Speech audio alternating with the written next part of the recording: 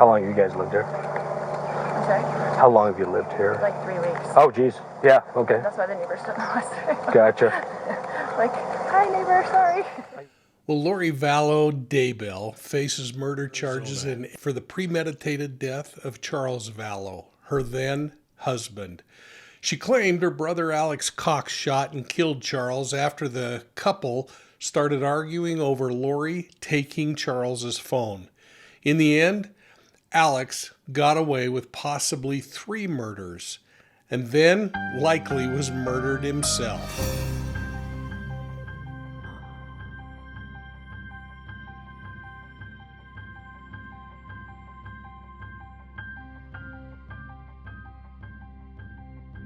Thanks so much for joining us here at Profiling Evil, and please make sure you're hitting that like and subscribe button and ringing the bell so that you're getting all of our notifications on videos just like this one.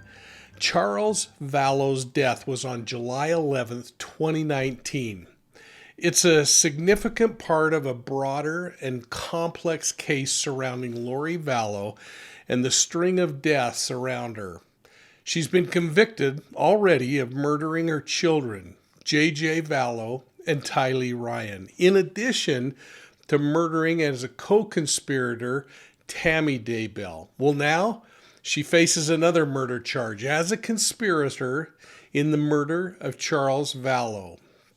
You know, I'm still left wondering even about the death of Joe Ryan, and of course, the death of Lori's brother, Alex Cox, the presumed killer of her 2 children, and clearly the killer of Charles Vallow.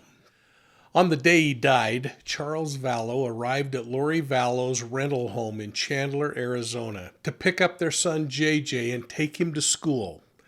He wanted to spend a little time with that little tyke, and I wonder if he was surprised when he arrived to see his brother-in-law, Alex Cox, at the home with Lori Vallow and her 2 children.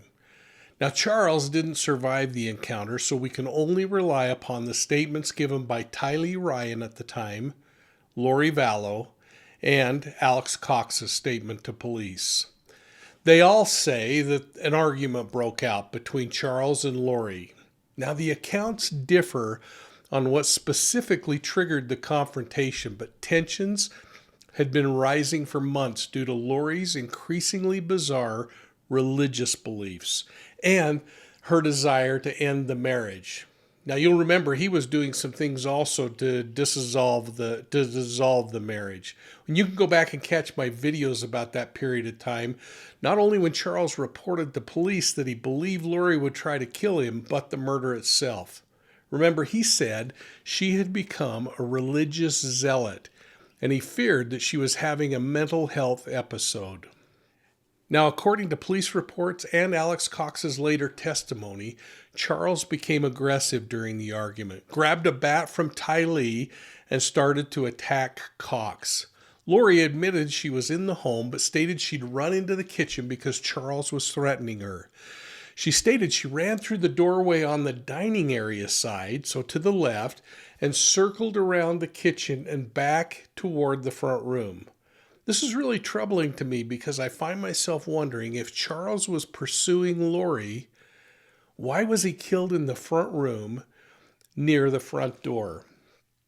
Lori Vallow, now Lori Vallow Daybell, told police that she heard several shots as she rounded the corner to see Alex Cox standing with a gun near the kitchen entrance between her and Charles Vallow, who was now on the ground with his head near the front door. And you remember those videos, and we'll show that in a minute here. But Alex claimed that Charles attacked him with the bat, hit him in the head actually, prompting him to retrieve his handgun, which he luckily brought with him to Lori's rental home, and return quickly enough to kill Charles Vallow.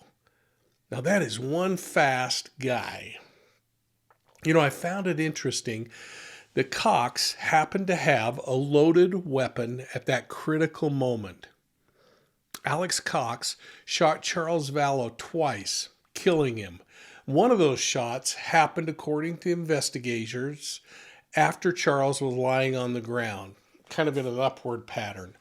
Lori told police that she had to take JJ to school, so she walked past her dying or now dead husband who's laying on the floor and went outside, suggesting to Alex that he should call 911. I mean, does this make any sense to you at all?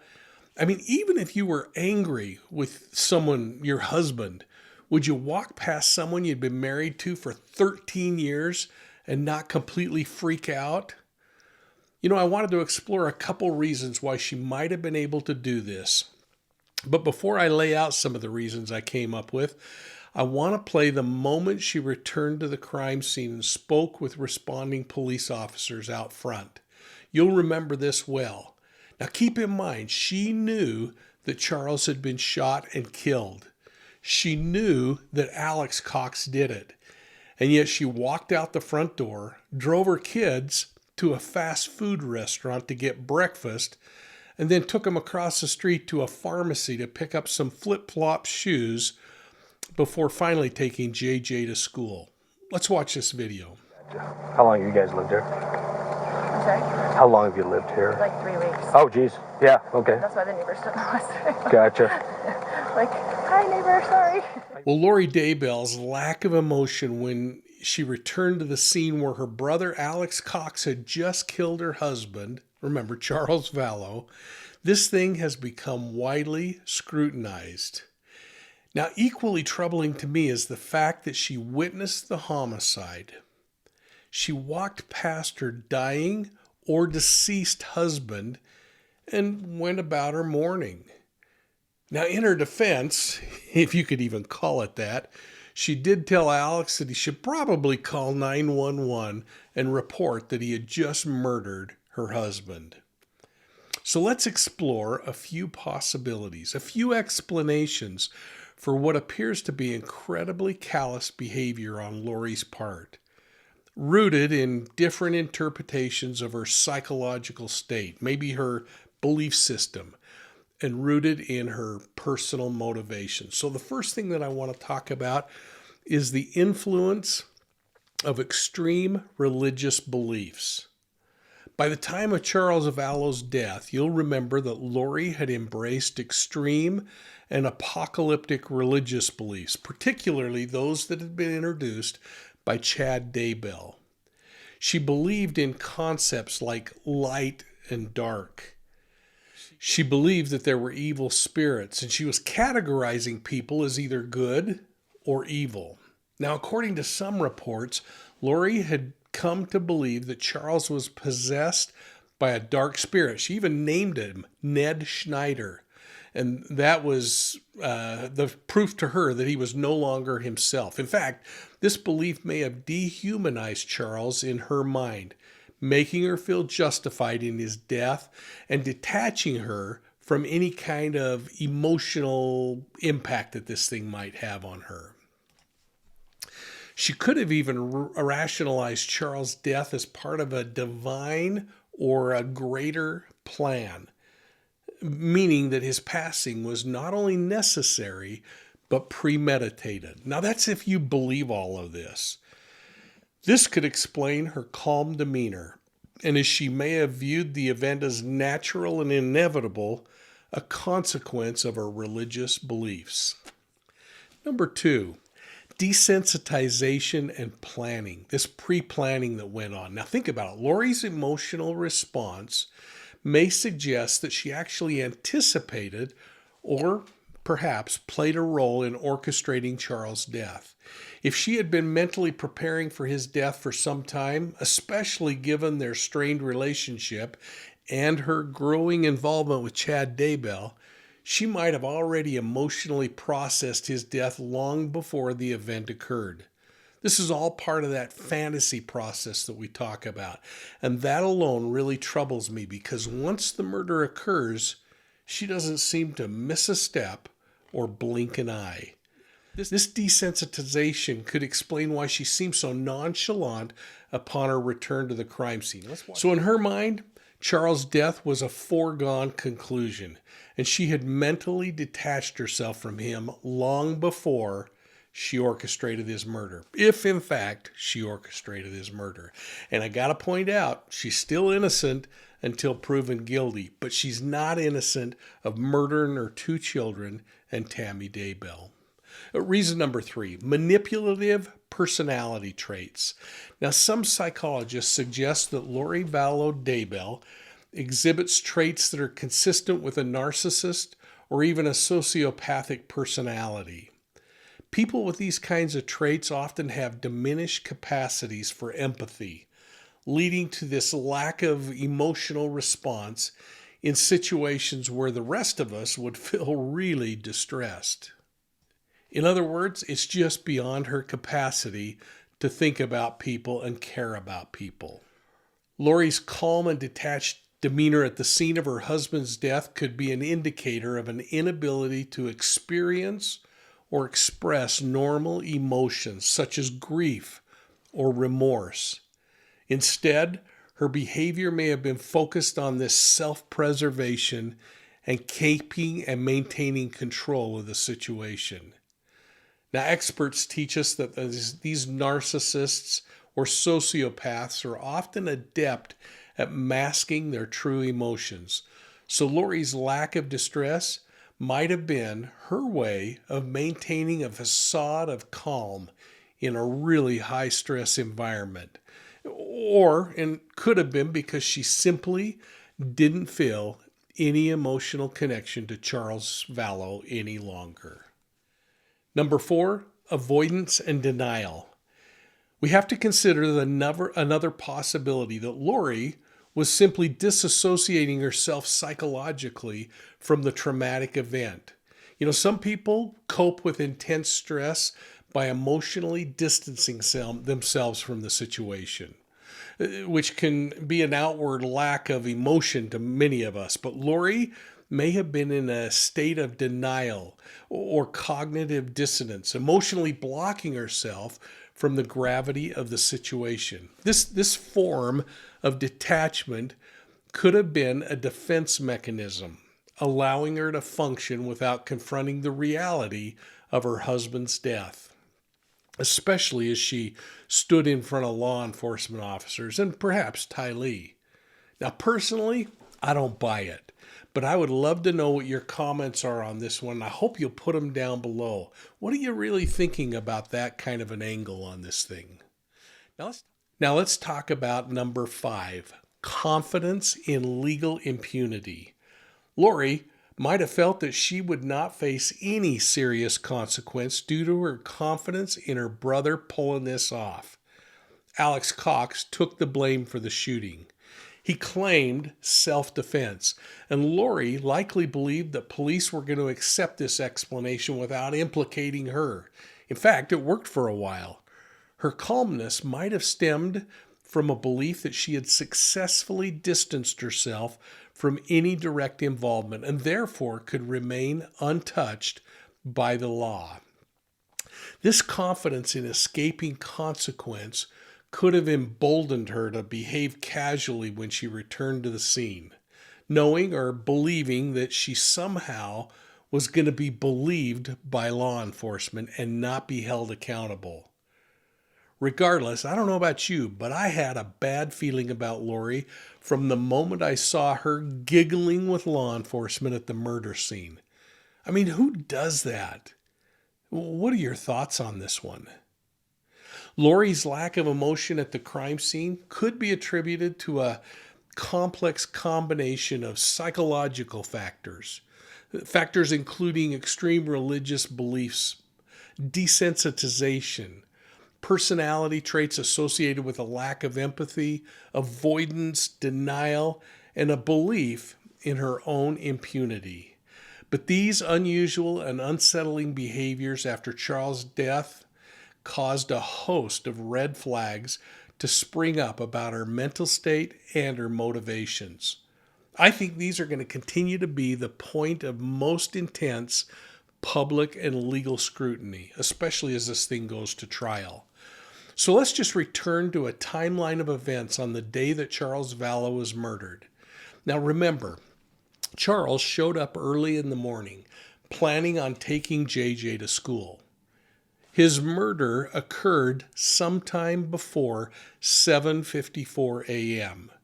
Now we know this because Lori admits to being in the home at the time of the murder, and she's captured on that Burger King CCTV imagery at 7:54 a.m. So it had to have happened before that.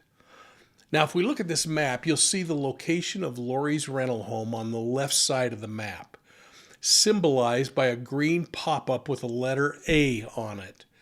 If you were to travel straight east along East Chandler Boulevard, that would take you to the place, that Burger King, where Lori and the kids stopped at 7:54 a.m. Now that's a 5-minute drive from a rental home. Directly across the street to the south of Burger King is Walgreens Pharmacy, where she stopped and picked up some flip-flop shoes before taking JJ to school. All of this is happening, and still Alex hasn't made the 911 call reporting the murder of Charles Vallow. In fact, he doesn't make that phone call until 8:36 a.m. And this became a topic that Nate Eaton of East Idaho News and I spoke with Vinnie Politan on Court TV about. Let's capture that. Okay, Mike, looking at, and then the 911 calls 8:36. 8:36. She's at Burger King at the drive-thru at 7:54 a.m. after being in a house where her estranged husband is shot by her brother. Does any of this make sense to you? Yeah, it makes absolutely no sense, Vinny. And I guess that's what I think is probably the most telling testimony in this entire thing. And that is that this shooting had to have happened before she leaves. And I think when we see Charles's cell phone data, we're going to be able to really put this into play. And I hope that comes out in the trial. We're going to see what time he shows up to take JJ.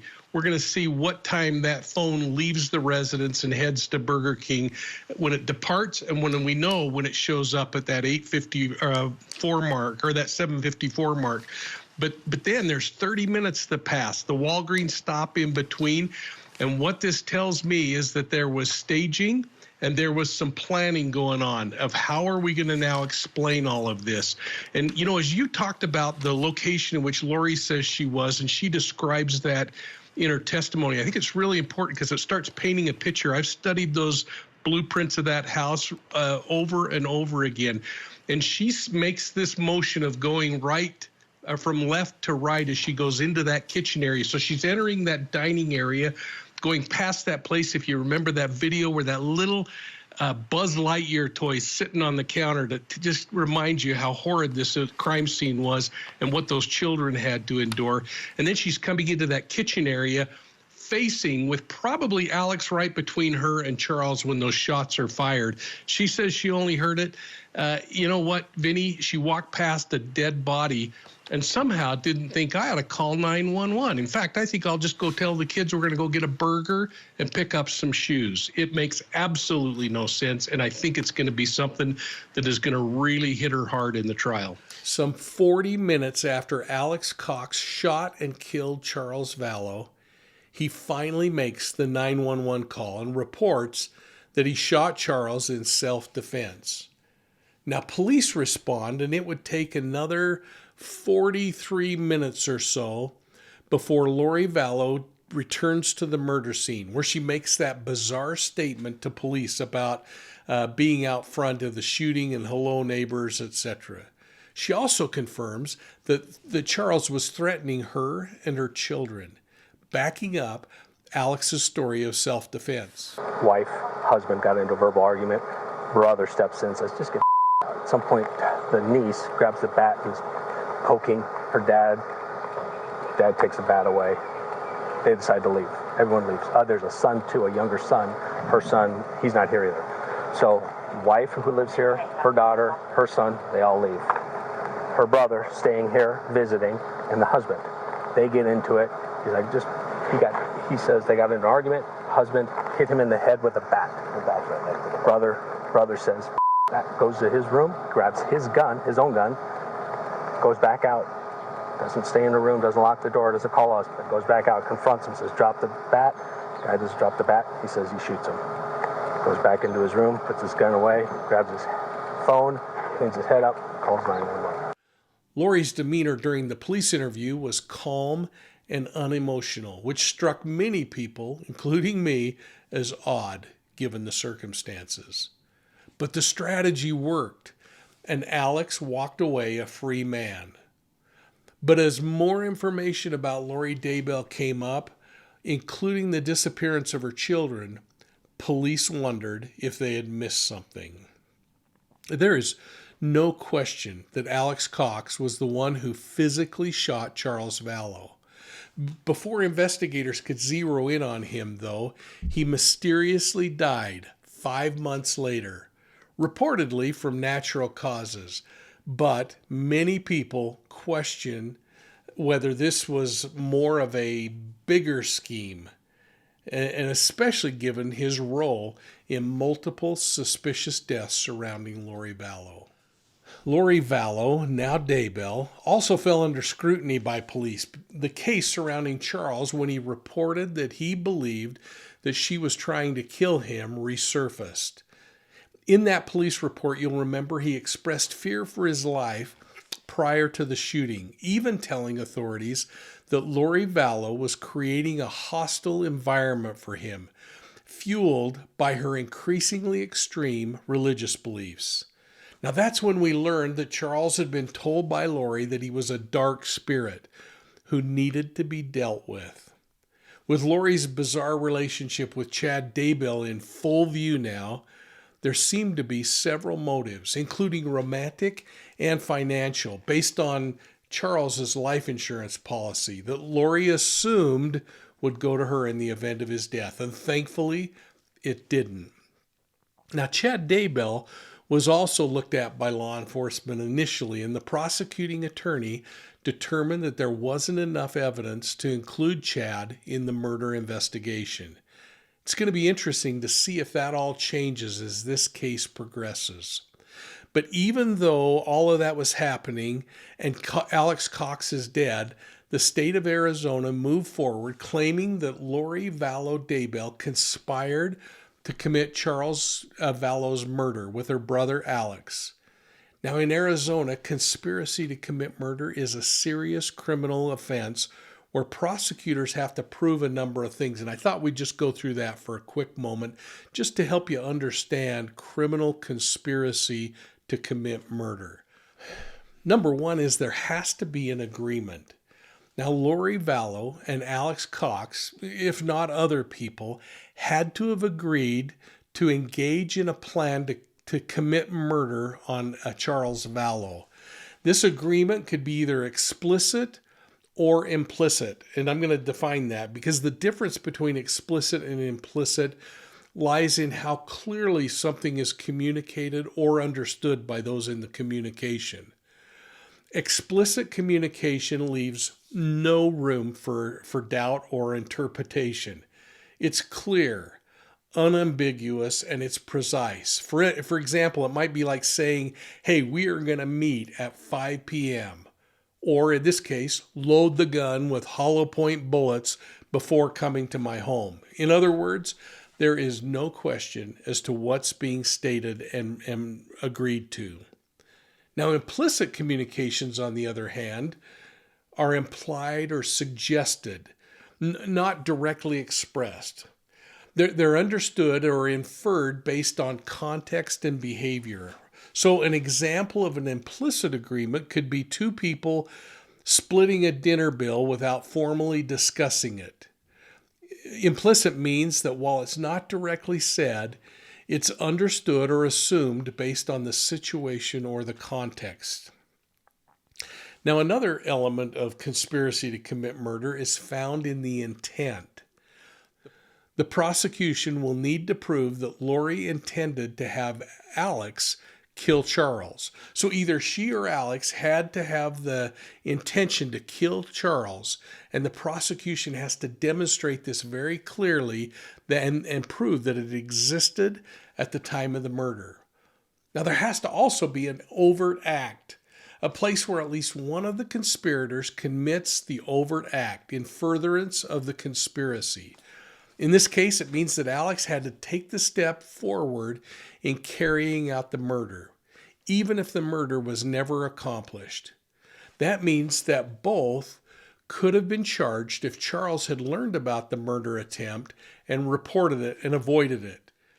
So in relation to this crime, an overt act could have been Alex traveling to Arizona, Alex bringing a weapon to Arizona, Alex making arrangements for the crime, or even Alex surveilling Charles. All of those would be a part of it.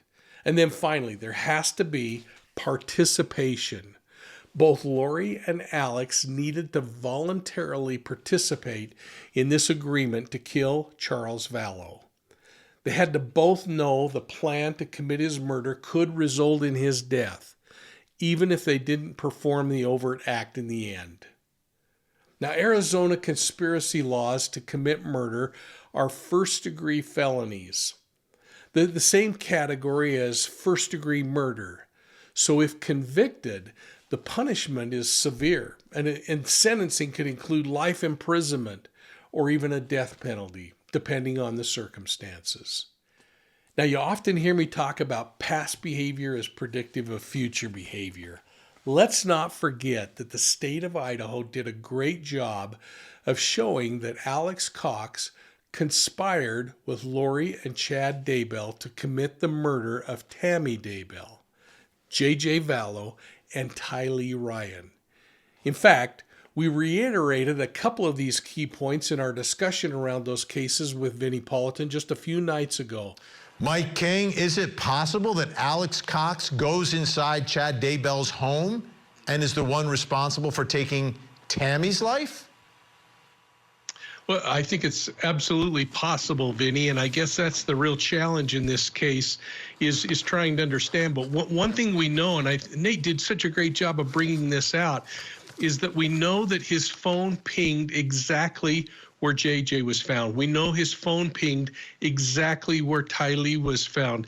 Then we also know that his phone pinged behind the house and at the house at the time of Tammy's death, which really makes you say, hey, wait a minute, this is a lot of coincidence. But most importantly to me, because you hear me defending cell phone analytics all the time and saying how questionable it can be in some of these rural areas, it tells us that at that location, they were able to get really good cell phone location, either the GPS device off of the actual phone itself or through triangulation. And it makes me wonder if maybe he didn't have access to their Wi-Fi port or something at the house that helped tie that in and bring it a little tighter. To answer your question, Vinny, with a big, long explanation is absolutely, I think it's possible, if not probable.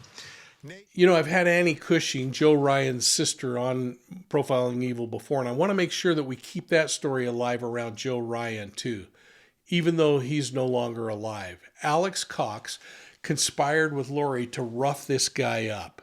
I mean, do you remember those notes that he wrote while serving jail sentences after assaulting Joe Ryan? He teased that he could get people in jail to rough up Ryan. One note said, quote, ask her to put Joe's address on a postcard and send his license plate number. I think it would be very popular in here. In another of those jailhouse communications, you'll remember that Alex Cox asked someone to get a picture from Lori of one of her ex-husbands and send it over to Alex because he said some of the guys in prison would really like to hang out with him. Real talk. All, in my opinion, threats of having him roughed up. Absolutely. And how about the death of Alex Cox, Mike King? We have about 25 seconds here or so. His death, coincidental, but ruled, again, natural causes. You know, in that conversation that Zulema had with police, she also indicated that he indicated to her, I wonder if I'm going to be the fall guy, Vinny. And that tells me that he was worried about what was going on. And you go back to Joe Ryan, he was laying in wait there for Joe Ryan when he was on a scheduled custody visit. There are too many things that point that all of these people were coming together in space and time, and it had to have been for a reason. All right, thanks so much. Well, I don't know about you, but it doesn't appear that the Lori and Chad Daybell story is coming to a close anytime soon. Now, if you caught Nate Eaton's recent video on the number of hours that Chad and Lori talked on the phone while she was in jail, it really makes me wonder what kind of communication is going on between the two of them now, or if they've been prevented from communicating. It really causes me to wonder if Chad Daybell might get sucked in to Lori's current murder trial in one way or another. It might be that she wants him to come and testify just so the two can see each other again. I'd like to know your thoughts, and I hope you'll put them down below and take time to join in on the conversation, folks. Now remember, you can find Profiling Evil on Facebook, Instagram, YouTube, and Twitter. And please don't forget about checking out Profiling Evil's audio podcasts on your favorite podcast platform. Hey, you might really enjoy revisiting that doomsday couple story map about Chad and Lori Daybell, and you can do that at profilingevil.com. And while you're there, sign up for our digital newsletter, The BOLO. BOLO stands for Be on the Lookout, and the only people who ever get the BOLO are going to be those who have registered. So sign up. And you know what? I want to promise you, I'm never going to give your contact information away. The only thing you give is your email address. And while you're on our website, make sure you're checking out our new social experience, the Missing Persons and Unsolved Murders map. It's a crowdsourced map where you can look for cases in your own neighborhood. And if you see cases that are missing, you can enter them through that crowdsourced experience. And keep in mind, it's not just the United States, it's worldwide. So thanks again for your support of Profiling Evil. And we'll see you all soon at the next crime scene.